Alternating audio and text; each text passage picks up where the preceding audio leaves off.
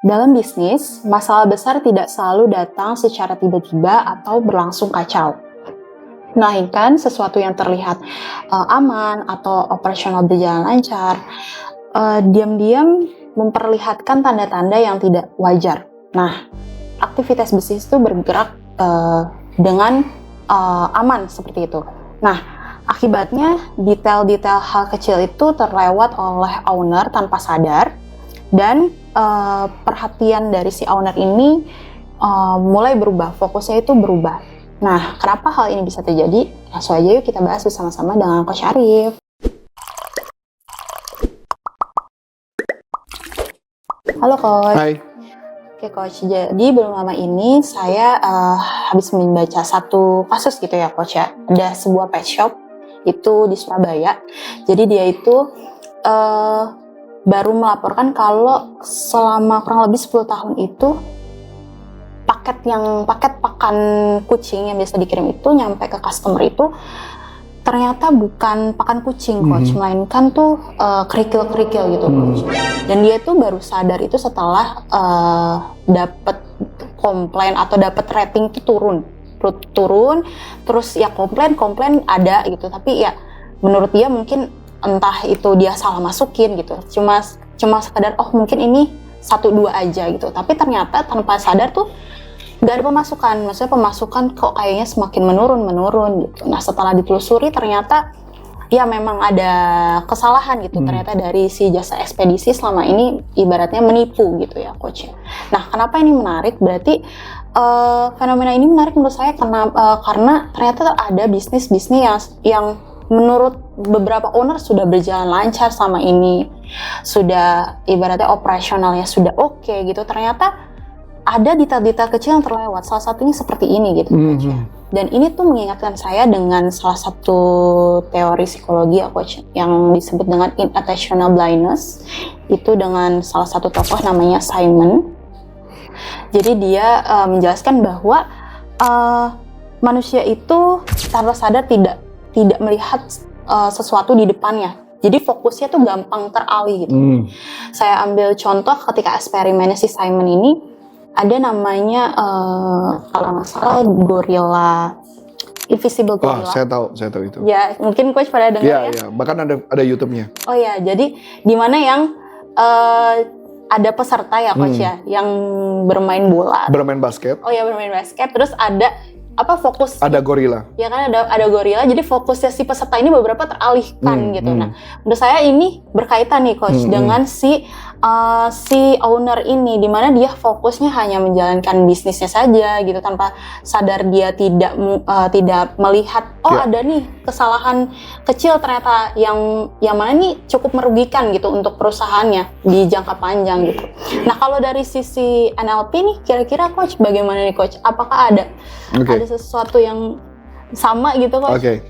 Di dalam teknik NLP yang berkaitan hal itu disebut namanya delation. Delation. Karena jadi balik lagi ya, kalau saya tadi cerita tentang sebelumnya tentang Noam Chomsky, otak manusia 7 plus minus 2, 5 sampai 9 bagian.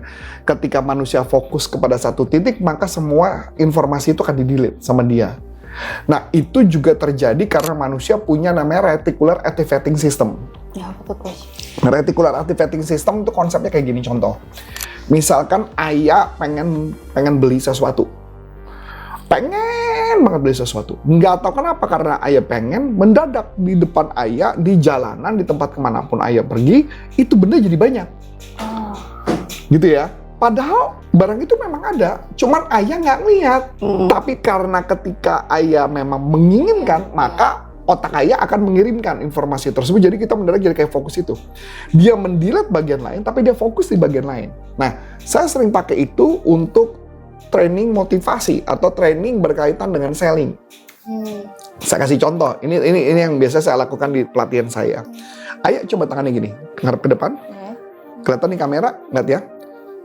Sini. Oke. Ayah coba lihat punggung jari. Punggung telapak tangan. Bisa dengan jelas? Bisa. Ketika ayah melihat punggung telapak tangan, apakah ayah bisa ngeliat kamera dengan jelas? Nggak bisa, betul? Karena ayah ngeliat sini, betul? Iya. Sekarang saya minta ayah ngeliat kamera. Tapi tangannya tetap gini. Oke. Bisa ngeliat kamera dengan jelas? Enggak. Ngeliat kamera. Oh, kamera. Tetap ngeliat kamera. Bisa ngeliat kamera? Bisa. Bisa? Apakah ayah bisa ngeliat punggung tangan dengan jelas? Ada ini. Ada bayangan ya? Iya, bayangan. Nah, pertanyaan menarik. Kok bisa begitu? Karena ayah fokusnya pindah ke sana. Pindah. Nah, pertanyaan menarik. Coba ayah tetap tangannya gini. Ngeliat kamera. Pertanyaan menarik.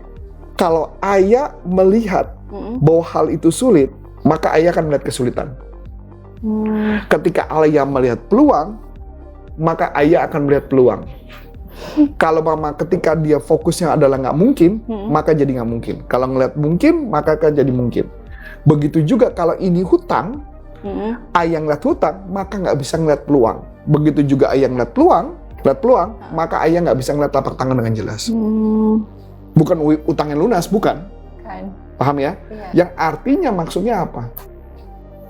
Otak kita mensabotase diri kita, yang artinya ketika ayah melihat segala sesuatu dari sudut problem, maka ayah akan mendapatkan kesulitan. Ketika ayah melihat dari bisa nih, make sense nih, maka dia akan melihat dari hal yang make sense-nya. Sama kayak afirmasi nggak Pak, tapi ini?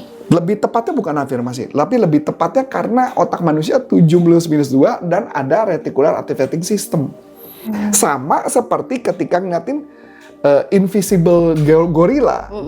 Kenapa? Karena fokus kepada bola yang dipantul ke lantai, maka kita fokusnya dihitung dalam hitungan itu. Maka yang mentumpak di kita nggak akan lihat.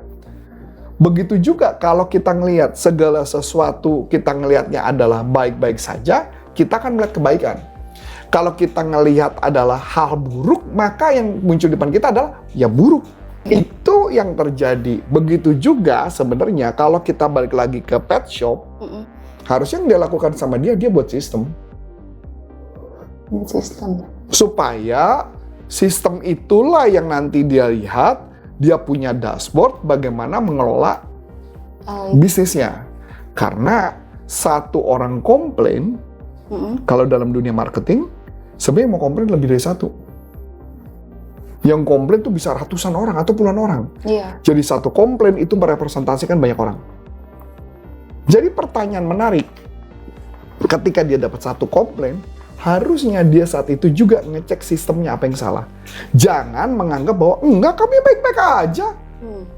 Enggak kok, produk kami bagus, produk kami benar, kami ngirimnya benar.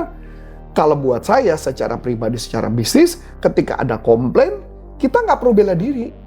Lihat langsung, review, satu itu salahnya di mana. Saya kasih contoh.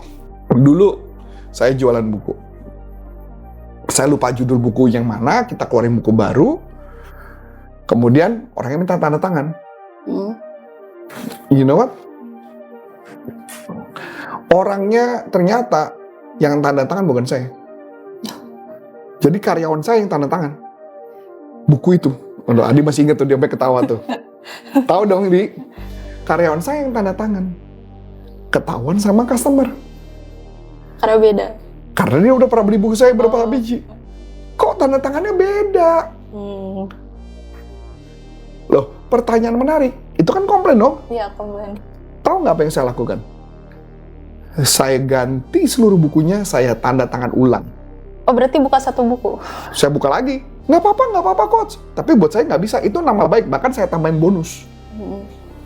Saya tambahin bonus. Karena apapun barang yang dikirim, kalau salah, itu adalah salah kita. Kita nggak boleh bela diri.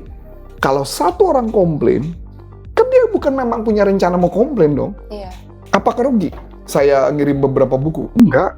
Saya kasih tambahin bukunya. Dia kan happy kan? Apakah jadi cerita buruk? Enggak dong. Tapi akan menjadi buruk kalau saya membela diri. Enggak kok, mana videonya? Ternyata mungkin bisa jadi, apalagi tadi cerita 10 tahun. Masa nggak ada satupun yang kirim video? Iya, harusnya ada. Atau ketika difoto, misalnya, masa lu nggak percaya fotonya? Yang penting buat kita adalah trust-nya. Buat jangka panjang. Jangka panjang. Jangan bela diri juga dalam konteks itu. Kalau itu bela diri, susah lah mau ngomong apa lah. Masuk akal? Ya itu.